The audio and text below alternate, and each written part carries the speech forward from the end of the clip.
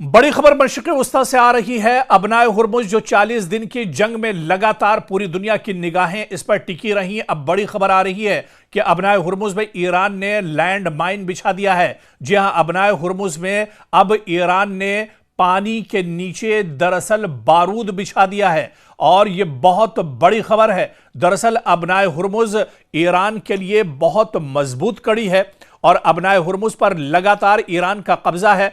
America की लाख धमकियों के बावजूद ईरान ने अबनाए हुर्मुज़ को खाली नहीं किया है। अबनाए हुर्मुज़ पर अब ईरान का पहरा और ज्यादा सख्त हो गया है। अब अबनाए हुर्मुज़ में ईरान ने लैंडमाइन बिछा दिया है। ईरान के सरकारी मीडिया में शाये होने वाले एक बयान में पासदारान इनकलाब का कहना है कि अबनाए हुर्मुज़ से गुजरने का इरादा रखने वाले बहरी जहाज़ों को मशवरा दिया है कि वो बहरी हिफाजत के उसूलों पर अमल करें और समंदरी बारूदी सुरंगों से महफूज रहने के लिए मुतबादिल रास्ते इख्तियार करें। पासदारान इनकलाब ने अपने बयान में मुतबादिल रास्तों का तयन करने के साथ साथ एक बाकायदा मैप, एक नक्शा भी जारी किया है और नक्शे के मुताबिक बहरे ओमान से दाखिल होने वाले बहरी जहाज लाराक जजीरे के शुमाल की तरफ जा सकेंगे और फिर वहां से खलीज फारस की तरफ अपना सफर एक तरह से जारी रह सकेंगे। दूसरी समत जाने वाले बहरी जहाज खलीज फारस से निकलते हुए जजीरे लाराक के जुनूब से गुजरकर बहरे ओमान की तरफ एक तरह से जा सकते हैं। तो दरअसल जिस तरह से पूरे अबनाए हुर्मुज़ पर एक तरह से ईरान ने उसे अपने कंट्रोल में किया हुआ है। इजराइल अमेरिका के लाख कोशिशों के बावजूद, सुपर पावर के लाख धमकियों के बावजूद ईरान ने अबनाए हुर्मुज़ को खाली नहीं किया है।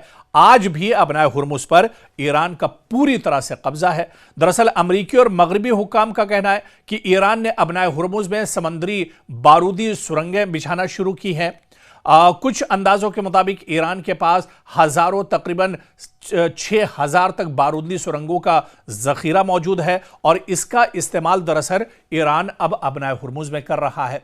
हालांकि ईरान ने भी ये बातें कही और ईरान ने बाकायदा जो यहां से जहाज गुजरने वाले बहरी जहाज, उनको लेकर एक नक्शा भी जारी किया है सोशल मीडिया पर कि ताकि आने वाले जो जहाज हैं उन्हें किसी तरह का नुकसान न होने पाए। तो ऐसे में अब एक बड़ा खतरा इजराइल और अमेरिका के लिए, खासतौर से अमेरिका और इजराइल के जो इत्तेहादी हैं, जो उसके अलायंस ममालिक हैं, जिनका पेट्रोलियम या गैस या एनर्जी के जो कंटेनर्स, जो बहरी जहाज यहां से गुजरते हैं, उनके लिए दरअसल अब मुश्किलें और ज्यादा बढ़ जाएंगी।